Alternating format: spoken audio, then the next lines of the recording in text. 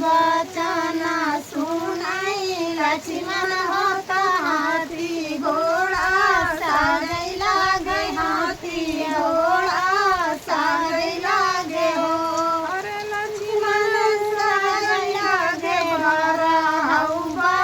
जनवा होत भैया हमर गया जई है भैया हमर गया जई है हो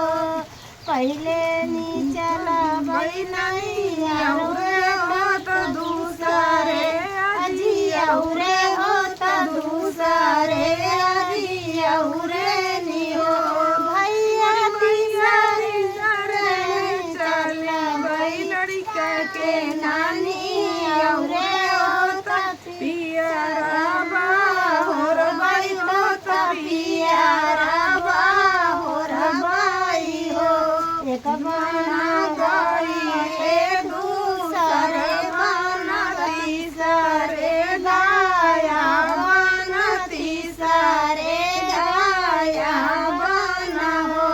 मोरी सखिया दोनों भैया पिंडा दाना पारई होत सब कुछु देखै होत सब कुछु देखै हो मोरी सखिया दोनों भैया पिंडा का पारई होत सब कुछु देखै होत सब